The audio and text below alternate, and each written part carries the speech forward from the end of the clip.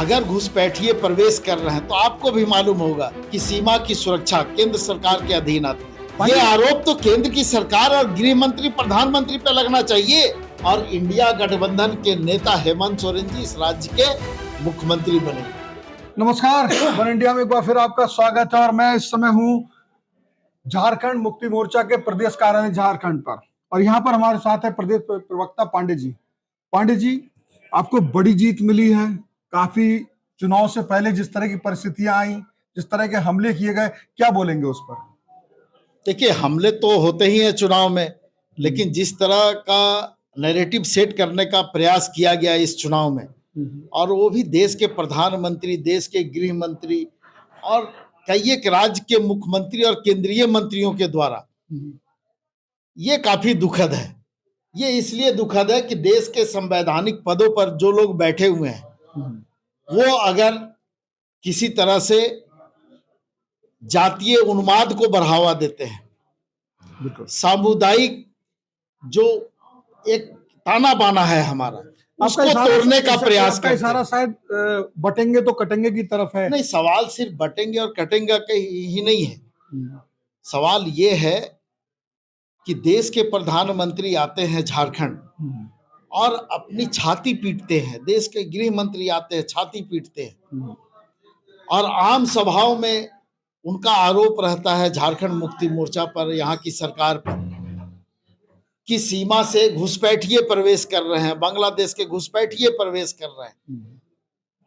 अगर घुसपैठिए प्रवेश कर रहे हैं तो आपको भी मालूम होगा कि सीमा की सुरक्षा केंद्र सरकार के अधीन आती है, सीमा की सुरक्षा गृह मंत्रालय के अधीन आती है, सीमा की सुरक्षा बीएसएफ के जवान करते हैं, और उसके बावजूद आप आरोप हम पे लगा रहे हैं।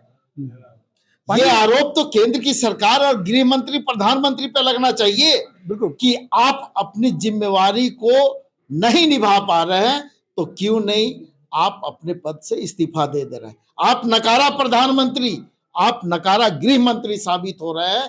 आपको अपने पद पे बने रहने का अधिकार नहीं है, लेकिन इस राज्य की जनता ने इनके इस नैरेटिव को भी नकारने का काम किया।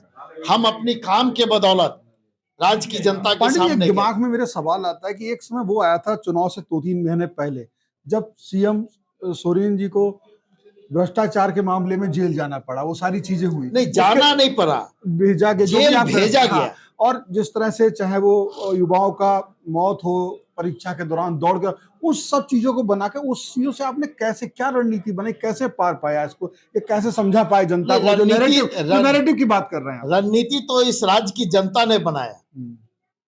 ये रणनीति उनकी थी। हम अपने काम के बदौलत लोगों के बीच में गए।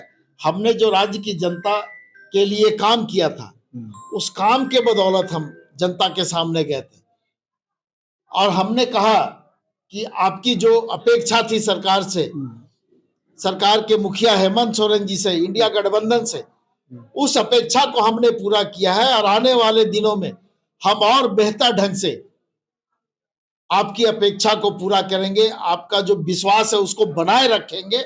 और राज्य की जनता ने विश्वास किया, हमको आशीर्वाद दिया, और वो आशीर्वाद आज आपको देखने को मिल रहा है कि हम प्रचंड बहुमत के साथ इस राज्य में हेमंत सोरेन जी के नेतृत्व में सरकार बनाने जा रहे हैं। बिल्कुल बना जाए। एक गठबंधन की बात कई मार्केट में इस समय यहाँ पर जो राजनीतिक हलचल में एक जब हो रहा है, क्या गठबंधन यही रहेगा, गठबंधन बदल जाएगा चुनाव के बाद? नहीं, ये आप लोगों का चिंता का विषय है, ये हम लोगों का चिंता का विषय नहीं है। ये आप लोग गठबंधन बनाते हैं, बिगाड़ते हैं।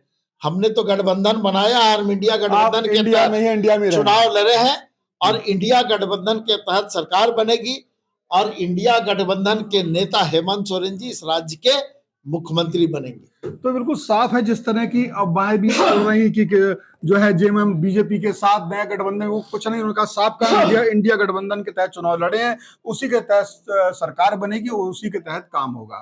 तो फिलहाल जेएमएम के कार्यालय से इतना ही। धन्यवाद आपका।